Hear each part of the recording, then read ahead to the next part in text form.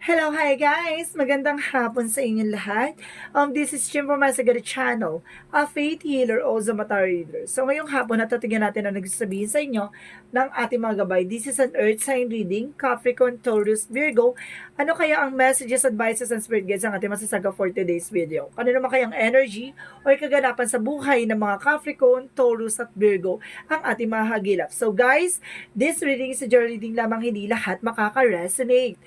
Kunin lamang po makaka-relate sa inyo and comment down below kung kaninong energy ang ating nasagap. And of course, don't forget to like and subscribe my channel and hit notification bell for more videos updates. Sa mga hindi pa po nakakapag-subscribe sa aking channel, please click nyo na subscribe button sa baba for all bell para updated kayo sa mga videos na i-upload natin every time in every moment. So guys, kumapit-kapit ka dahil ito namin sa'yo ng ating mga gabay for the sign of Earth sign. So let's proceed tayo sa ating mga kapatid na Capricorn. So, Capri, welcome to my channel.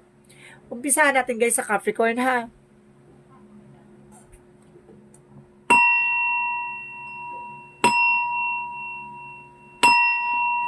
Angel Spirit Messages, anong pinakamensahe sa iyo ng ating mga gabay?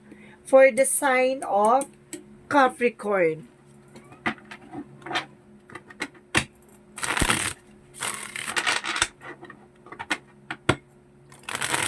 Muling babalik ang mga earth sign, water sign, fire sign, air sign. So, tignan natin yung pinaka-energy na yan. For the sign of Capricorn. Okay, there is a 10 of Swords. There is a lot of backstabbing, no? Maraming traidor. And of course, there is a 9 of Cups. There is a wish fulfillment. Kumbaga marami naiinggit sa'yo kasi unti-unti mo na natutupad yung mga pangarap mo. No? Kaya binabackstab ka dito para magkaroon ng sabotage, no? Para hindi mo maisa katuparan yung mga plano mo. And of course, there's a 3 of Pentacles. There's a ways, no? Para sinasabi sa'yo dito na kailangan mo magkaroon ng teamwork. And of course, collaborations, diba? There's an arrow na parang nire-recognize niya dito na there's information or sign na dito ka sa yung way na yun, parang tinuturo niya yung direction for you, yung right way, no? And of course, sinasabi na Page of Swords, there's an information, no? Kumbaga sinasabi sa'yo dito, get more information pa para makuha mo yung strategy and information regarding kung ano man yung kinukuha mo, kung may travel ka, kung trabaho, negosyo, hanap buhay, kung ano man yung kinukuha mong information na makukuha mo raw yan, no? May lalagay ka sa right way. So, what is additional messages? And because there's a King of Pentacles, no? There's a practicality about, okay, thank you. There's a secure about sa finances, no? Parang, hindi to makukuha ng iba, napaka-secure at talagang detalyado or talagang hindi, kumbaga safe na safe. At the same time, there's a full card. Kumbaga, there's a leap of faith or there's a full card na sinasabi na huwag ka magtitiwala pagdating sa finances. I-secure mo ng maayos sa finances mo. And kasi sinasabi dito, there's a new beginning coming in for you. Let's see what is additional messages. What is the 10 of Swords? There's a 4 of Wands. So, ibig sabihin, magkakaroon ka ng celebration or event dito, no? Or birthday, or binyag, or something na may mga, makikilala mo yung nagbabackstab sa'yo dyan. So, what is the 9 of Cups? And of course, there's a 10 of Cups. There's a happiness. Magkakaroon ka ng happiness daw dito and wish fulfillment, no? Unti-unti na matutupad yung mga pangarap mo. With the 3 of Pentacles, there's a magician. There's a manifestation. May mga bagay na mamamanifest ka dito. 'Di ba? Sundin mo lang daw yung mga bagay na kailangan mong gawin. Kumbaga, si God daw, kumbaga, God will provide all the things, no, in all aspects. So, what is the Page of Swords? At the same time, there's a Queen of Cups. There's an healing. Magkakaroon ka ng healing about this sa information na to. Parang bigla ka mahuhugutan ng tinik, no, sa lalamunan mo. Parang feeling mo parang napagaang yung loob mo kasi nakakuha ka ng information. Nakuha mo na yung kasagutan sa lahat ng katanungan mo. What is the King of Pentacles? There is a Queen of Swords. There's an information. No, kumbaga, itong finances na to, kailangan secure mo to. Kailangan alagaan mo na maayos. Kasi, nakikita mo na yung magandang kahihinatnan sa'yo for the near future, no? Kumbaga, nakikita mo na may, magiging maayos at magkakaroon ka na masaganang buhay. What is the full card? There's a Page of Cups. Listen to your intuition. Makinig ka lagi sa intuition mo. Kapag nagkaroon ka ng instinct, vibrations, and of course, intuition or something na gut feeling or instinct, kumbaga sundin mo yung sinasabi ng iyong inner voice, no? What is the Ten of Swords and the Four of Wands? And of course, sinasabi dito by the Chariot card. So, ibig sabihin, taking action, no? Kumbaga, kailangan mong kumilos, gumalaw. Kailangan mong kumawala sa mga negativity or itong mga nagbabackstab sa'yo. Kasi there's a celebration and twin flame energy. No? What is the Nine of Cups and the Ten of Cups? Okay, sinasabi sa'yo dito, there's a Three of Cups na there's a happiness, na magkakaroon ka ng happiness. And of course, sinasabi dito, there's a third party pala. Okay, kumbaga sinasabi dito, wag ka nagtitiwala, baka may celebration or birthday, or kasal or something na para makakasama mo dito with your person them, no? Chariot card, there's a taking action, kailangan mong kumilos, gumalaw na. Kailangan lakas ang may pakiramdam mo kasi mayroong kakakarot sa jowa mo or kakakarot sa asawa mo. Maging malakas ang pakiramdam mo dito, ha? Maging maingat lang. So, what is the Three of Pentacles and the Magician? And of course, there's the Sun card. There's a pure positivity na, kumbaga, God will provide and God will, kumbaga lahat ng mga nangyayari sa'yo ay, kumbaga kaakibat niya na si God, no? Ay ibibigay niya sa'yo yung mga bagay na kung ano talaga yung deserve mo, diba? And of course, there's a King of Cups. There's a devoted and supportive person. Magkakaroon ka na ng healing sa lahat ng thoughts and lahat-lahat ng mga hinala mo, no? Magkakaroon ka na ng healing dyan. What is the King of Pentacles and the Queen of Swords? Okay, there's a Two of Swords. No? There's a decision that you need to make. Kailangan mo mag-decision dito with the Eight of Pentacles. No? Kailangan mo mag-ipon, kailangan mo pursige about sa trabaho mo kung gusto mo may sa katuparan yung mga pangarap mo. What is the full card? And of course, the Page of Cups. And of course, there's a Two of Cups. There's a, kumbaga, there's a partnership. Magkakaroon ka ng partnership dito. What is the outcome? Ang outcome is the Four of Swords. Okay, sinasabi dito, there's intuition, no? Makinig ka sa intuitions mo. And of course, there's a Six of Cups, no? There's a past person coming back with the Nine of Wands, slow and steady. No, kalmado lang to, impatient. No, kailangan mahinahon at mabagal man, kumbaga kailangan mo lang mag-antay. And of course, there's a Nine of Wands, no? Ibig sabihin, there's a final push. Kumbaga, may mga bagay na kailangan pa i-push, may mga bagay na kailangan mong hintayin, no? Kahit na sabi mong burden at dami mong pinagdaanan, willing to wait and worth to wait, no? So, let's see what is additional messages for Archangel Raphael. What is additional messages for Archangel Raphael? Your home help, no? Kailangan daw ng tulong ng inyong tahanan, no? Kumbaga sinasabi dito Archangel Raphael na maaaring tutulungan kapag dating sa inyong tahanan or family, no? What is Archangel Michael messages? Detach from this situation. Kailangan mo nang kumawala sa sitwasyon and you and your loved ones are safe, no? Pagdating naman daw sa loved ones mo ay safe naman daw. Pasabog naman. So, what is the Romance Angels? What is the Romance Angels? True love. So, ibig sabihin, true love can exist. So, ibig sabihin, romance for a lifetime is coming your way. No, marunong ka lang dapat mag-antay kasi ibibigay yan ni God sa'yo in the right time. So, let's see what is the Yin and Yang Oracle card. And of course, there's a truth, no? Expression. May ilalabas ang katotohanan sa lahat ng eksena na yan. And of course, there's a facade, no? Kumbaga sinasabi sa'yo dito, yung paniniwala or beliefs mo, no? Yun yung kailangan mong ring baguhin. So, let's see what is the angel's number. There's a 444. I am protected. Oh, you are being protected.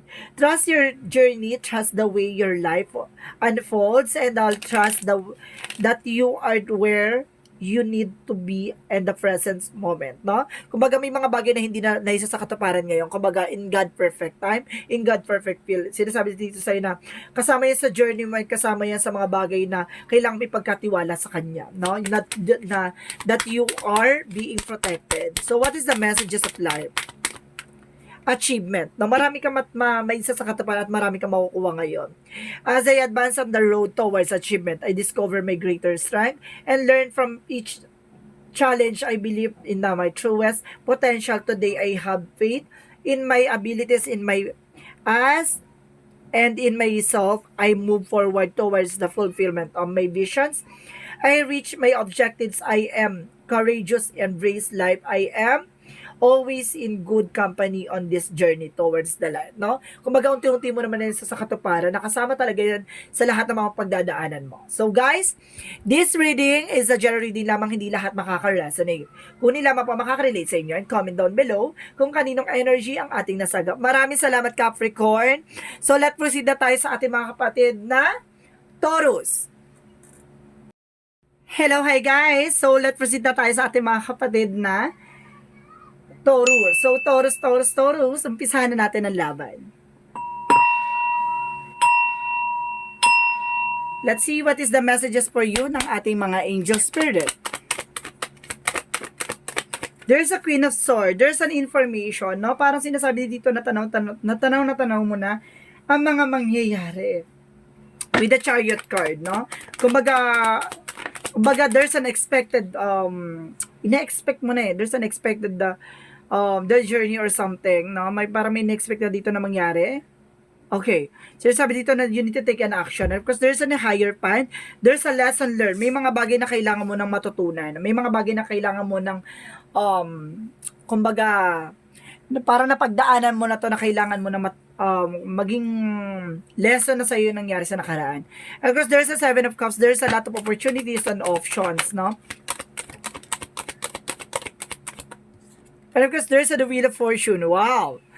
Kumbaga, there's a blessed luck, no? Kumbaga, talagang Wheel of Fortune is coming your way. Kumbaga, of course, the Two of Pentacles being a balance. Iikot yung kapalaran into your favor, no? Kumbaga, talagang inikot na ang roleta, nasa iyo na umikot ang tadhana, no? Nasa iyo na kumbaga, sa'yo naka-focus or naka-in-charge yung eksena na to. So, Two of Pentacles being a balance, kailangan mo maging balance.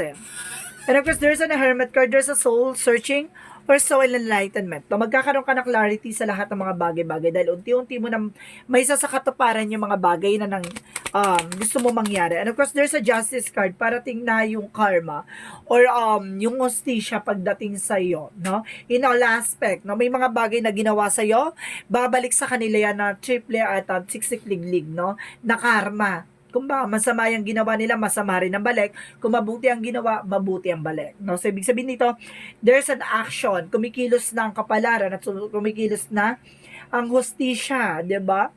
What is the higher path? What is the higher path? Okay, there's a Page of Wands. There's a good news. May maganda kabalita dito na makukuha, no? Kumbaga, there's information na maghahatid sa'yo ng kumbaga, thank you. There's a separation din pala, some of you. Okay, para may balita ka about just a separation or something. Or by law, no?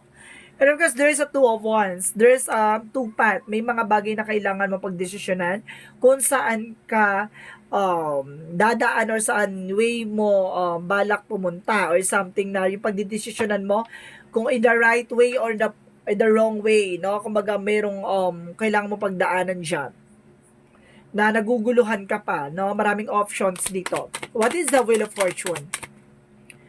And of course, there's a Three of Wands, waiting for a result or waiting for a shift. Kumbaga, umikot na yung kapalaran na mukhang parating na nga yung inaantay mo. So, what is the Two of Pentacles? Two of Pentacles represent the Sun card. Wow! The pure positivity is here. Sinasabi sa'yo dito na magkakaroon ka ng success at balance pagdating sa life, love life, career, and of course, health mo. What is the Queen of Swords and the Hermit card? And of course, there's the Lovers, no? There's a love life. Talaga nagkaroon ka talaga ng soul searching and soul enlightenment dito. Pagdating sa love life, no? With your partner. And what is the Chariot card? There's a five of wands. So, see yung mga taong na nakipag-compete, gumawa ng sa'yo ng kalokohan, gumawa ng struggles, and of course, problema sa'yo, yung mga taong inggitera behind your back. So, sinasabi sa'yo dito na babalik sa kanila yung mga ginawa nila. So, what is the higher point? And of course, the page of wands. And of course, there's eight of wands. So, ibig sabihin dito, there's a fast communication or fast movement, no? Kumbaga bibilis yung usad ng eksena mo. What is the seven of cups? Makakausad ka na sa mga pinagdaanan mo. Pero kasi sinasabi dito, there's six of cups, no? Kumbaga may nanggugulo din dito na ex, no? There's an ex na nanggugulo. Kumbaga sinasabi din sa'yo dito na kailangan alam mo kung saan ka dadaan, no? Parang ginugulo nito kung yung mga way, no? Yung mga decision mo, ginugulo nitong tao na to. What is the wheel of fortune? And of course, the three of wands. There's a nine of cups. There's a wish fulfillment. Magdadala tayo sa'yo ng wish fulfillment. So, what is the two of pentacles? And because there's an everything is fine. So, ibig sabihin dito, maging balanse ka lang sa mga pinagdaanan mo kahit na parang ang hirap-hirap na pero kailangan mo ilaban. Go for it, no? Kahit na binackstab ka, niloko ka, tinrider ka, so sinasabi sa'yo dito, ilaban mo. What is the outcome? Ang pinaka-outcome dito is seven of wands. You are being protected. And because the king of wands that you are being controlled. No? Kung baka kontrolado mo yung eksena na to and mature ka na by the emperor. No, you are being mature and of course you're being protected and of course sinasabi dito sa'yo na kumbaga i-control mo yung emotions, yung mga bagay-bagay, no, na nararamdaman mo. So let's see what is additional messages for Arcangel Raphael. What is Arcangel Raphael messages?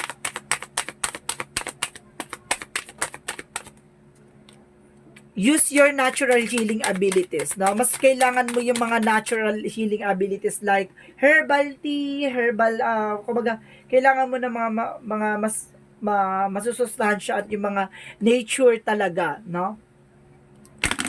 Huwag ka nagtitake ng mga may chemicals. So, what is Arcangel Michael messages?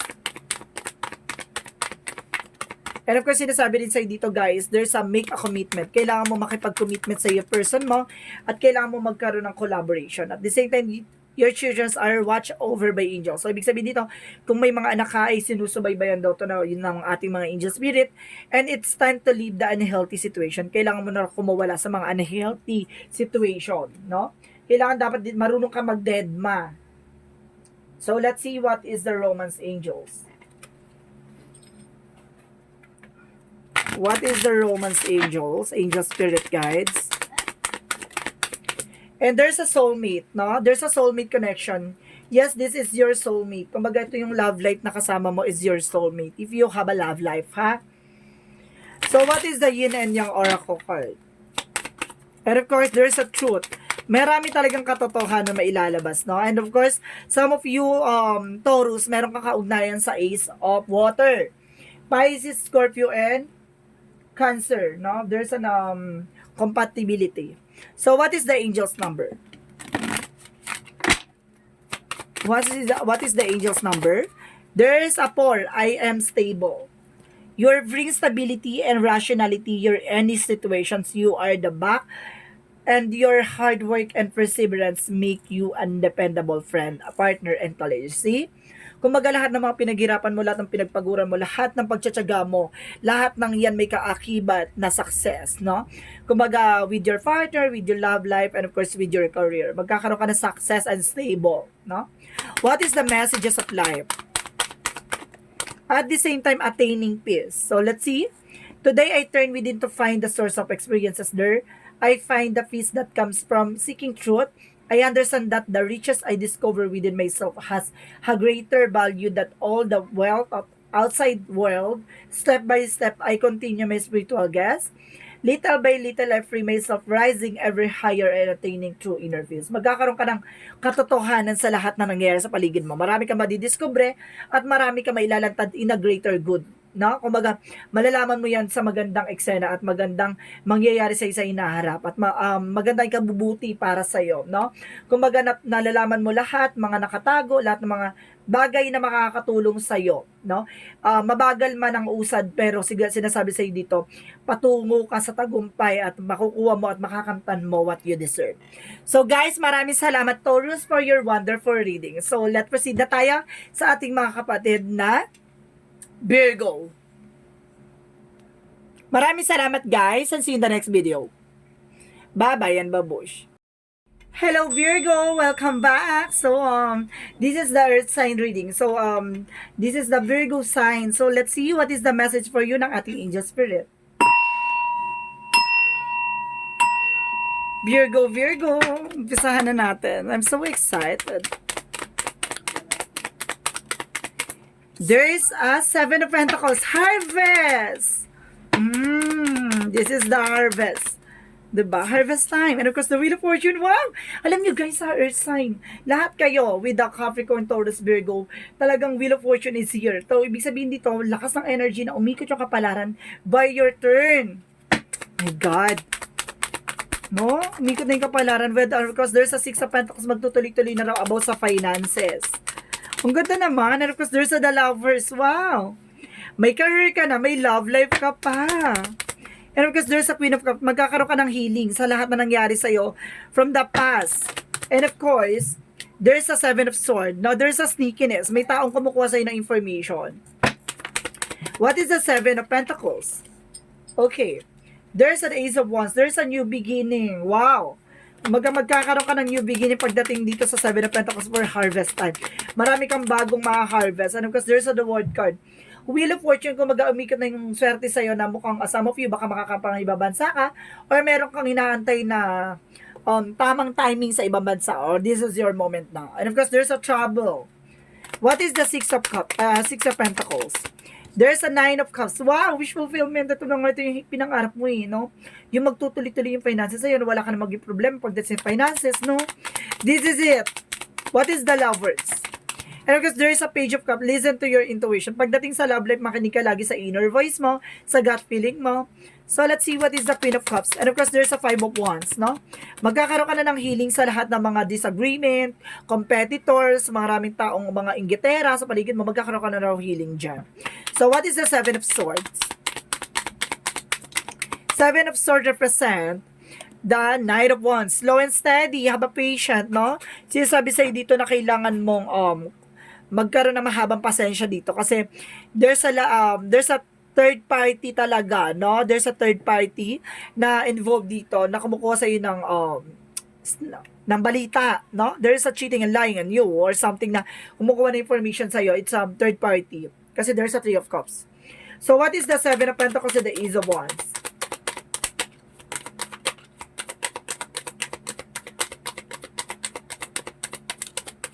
There is a Ten of Wands in reverse. So, ibig sabihin, tapos na yung obligations, tapos na yung responsibilities sa mukhang makakabangon at makakaalis ka na sa bigat na pinagdadaanan mo. What is the Wheel of Fortune in the World card?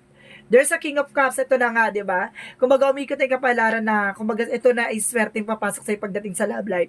Kasi makikilala mo tao na to sa ibang bansa, no? Kumbaga, sa ibang bansa mo to makikilala ta. At itong tao na to, yung magsasabi sa'yo na, kumbaga, ang dami mo mapinagdaanan pagdating sa love life, yung mga sakit at kirot na pinagdaanan mo, this is your moment na matatagpuan mo na ang balanse. Supportive, lovable, and caring person. What is the Six of Pentacles and the Knight of Cups?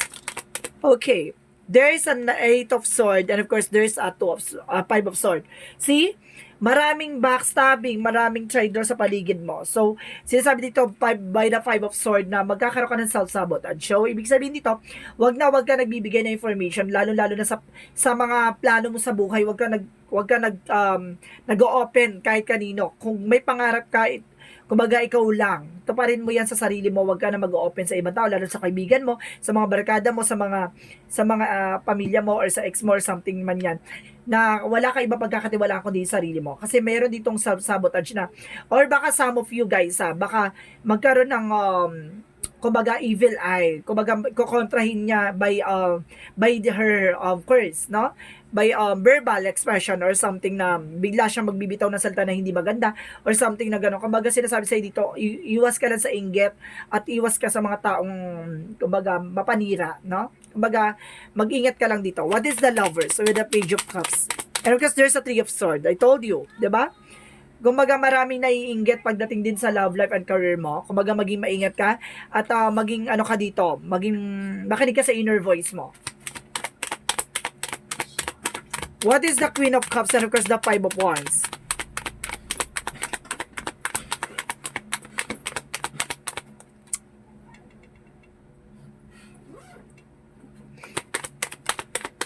There is a Seven of Pentacles. Wow! Eight of Pentacles, no? Ibig sabihin na pagdating sa trabaho, negosyo, o sa ginagawa mo, you are being dedicated. No? Ibig sabihin dito, mayroon ditong gumagawa ng hindi maganda sa'yo by your, kumbaga, competitors, no?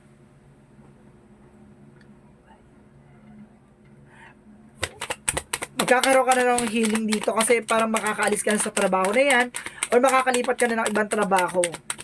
And of course, there's a judgment, no? Kumbaga, may red flag or awakening dito na parang sinasabi sa'yo dito na, kailangan mo umihiwas sa mga tao na yan, maraming inggitera dyan, makinig ka. Ganun, parang marami kang inner voice or marami kang angel spirit na gagabay sa bubulong sa'yo na mayroong mga inggitera sa paligid mo, no? What is additional messages for Archangel Raphael?